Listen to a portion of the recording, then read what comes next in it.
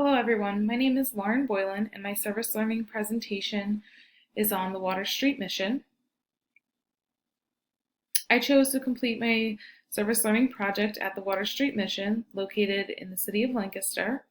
The Water Street mission is a nonprofit, community-based, and faith-based organization. Their mission is to create healing communities where lives are transformed, and they serve the homeless population within Lancaster County. I chose this mission to complete my project at because I have always had a personal interest in the homeless population. I also feel that the Water Street Mission is a great professional partnership. It's a resource for patients and a place that they can be referred to at discharge if they are homeless and lack food security and/or shelter.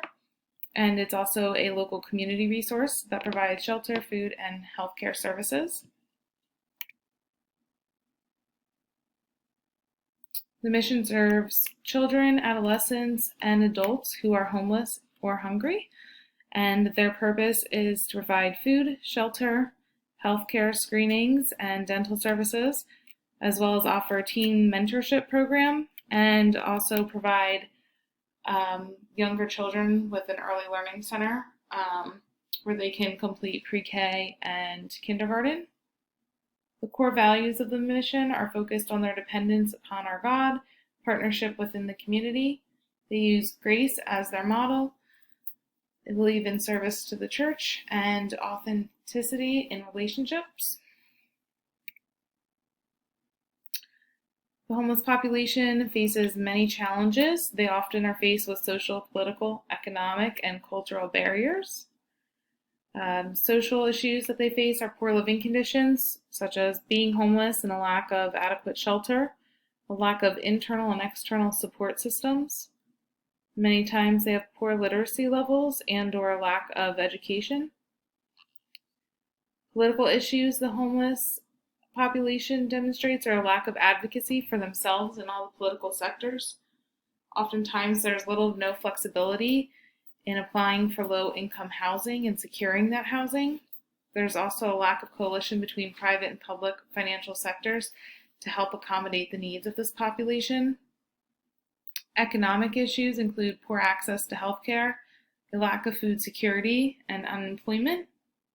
And cultural issues that affect this population are language barriers, ethnicity, as well as age disparities.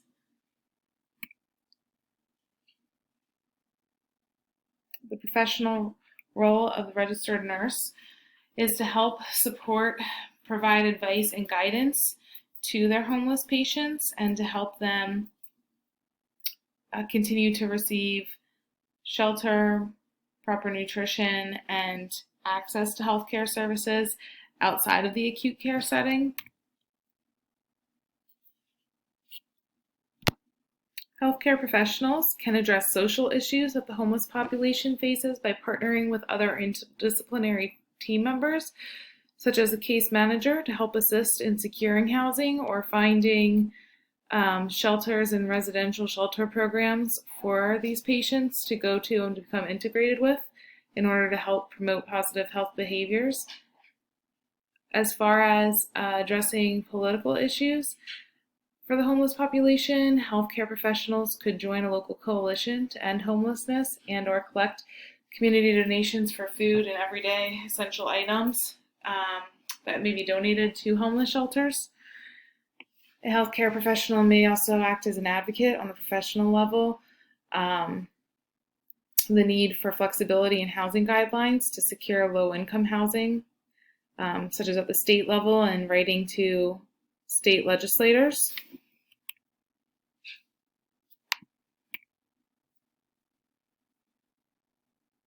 As far as addressing economic issues, healthcare professionals as well as primary nurses can provide educational resources, business cards, or even help patients locate nearby food banks, shelters, and give them the address and location for free healthcare clinics to increase their access to these resources and to help maintain a healthier future. And the healthcare professional can help with cultural issues they face by partnering with chaplaincy services while in the hospital. We can also use an in-person translator or the OD iPad translation service when working with patients who demonstrate a language barrier, which helps to show them that we are trying to connect and reach out to them on their level, as well as provide them with accurate information and the ability for them to understand and retain that information.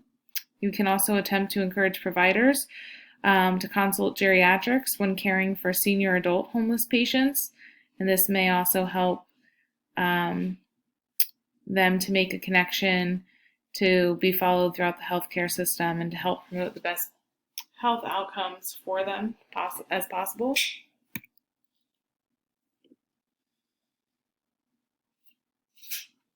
The project design of starting this service learning project began with me determining that I wanted to complete my project at the Water Street Mission.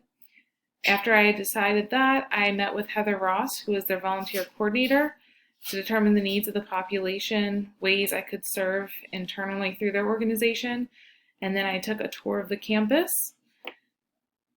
I then established my service learning objectives that I could complete at Water Street, and then collaborated with my capstone advisor about my project and gained permission to complete the project at Water Street Mission.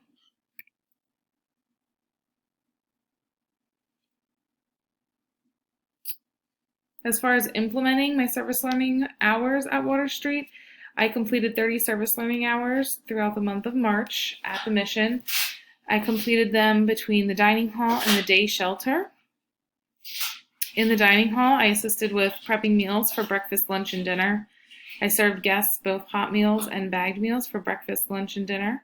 I also prepared bagged lunch and dinners due to quarantine guidelines as a result of our current COVID-19 pandemic. In the day shelter, I was socially engaging with the guests. I offered to play board games, cards, or even sit with them to sketch and draw. And at times, some of the guests did not seem interested in playing games or cards and used that time as a period of rest. Or they did talk to me and opened up to me, and I would just lend my ear at that point. My service learning objectives were as follows. My first goal was to identify 3 resources provided by Water Street Mission that are available to Lancaster County's homeless population. My second goal was to engage with at least 5 Water Street Mission guests by the end of the service learning project. And my third goal was to provide nourishment at the Water Street Mission by assisting their staff with meal preparation and serving meals to at least 25 homeless individuals by the end of the service learning project. So, were these objectives met? Yes. I was able to meet goal 1 by learning that the Water Street Mission offers not only food and shelter, but also healthcare services, as well as free dental clinics twice a month to their guests. To meet goal number 2, I interacted with over 15 guests during the day shelter instead of 5. And to meet goal number 3, I served on average over 81 guests hot dinners while I volunteered in the dining hall. I also bagged over 600 breakfast, lunch, and dinners during the quarantine. Project considerations. While I was implementing my project, the COVID-19 pandemic began to unfold. This led to changes in food kitchen procedures and meal times. Instead of serving hot meals 3 times a day, we switched to bagged breakfast, lunch, and dinners to adhere to the mission's quarantine guidelines. And the day shelter changed to basically obey social distancing guidelines. So a limited number of guests were allowed to sit at each table, and the day shelter was primarily held inside of the dining hall between meal times.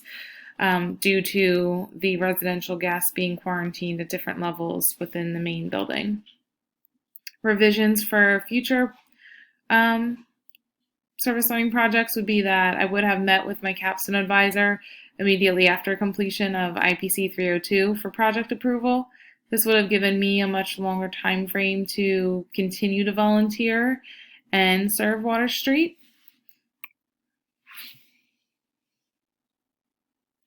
The overall impact of my service learning project was that on the homeless population and interacting with guests, I found that they demonstrated a lot of gratitude for my time for coming in, even during the pandemic, to help assist with preparing their breakfast, lunch, and dinners. I felt that many of the guests appreciated all the help, not only from the staff there, but all of their volunteers, and really enjoyed looking forward to the volunteers coming in just to talk with them and interact. And I also feel that they gained a lot of respect from me as an individual for volunteering my time there, and felt a sense of camaraderie by the end of it. There were several guests that volunteer consistently for every meal. Some live in the residential guest program and some are part of the meal program, but it was really cool to interact with them and see how they collaborate together themselves with the volunteers and the staff to give back to Water Street Mission.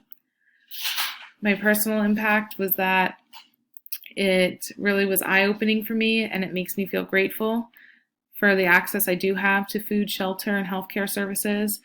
It was very insightful and eye-opening to see some individuals there that I have seen previously at the hospital because they work there and also participate in the residential service program at Water Street. And I also feel that it's a way that I will continue to give back in the future. And once this COVID-19 pandemic is over, I will be going back to volunteer my time to help serve with meals. And the professional impact it had on me was that it enhanced my current knowledge of mental health disorders within the homeless population, as well as the everyday disparities they face. It also expands my ability to provide resources to homeless patients that I care for at LGH, and knowing a few more contacts within the organization to help patients arrange for their needs outside of the acute care setting.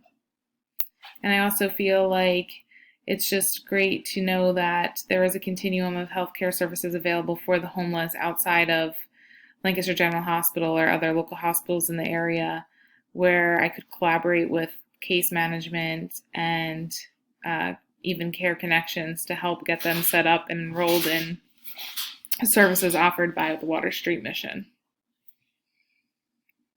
And this concludes my presentation at this time. Thanks for listening.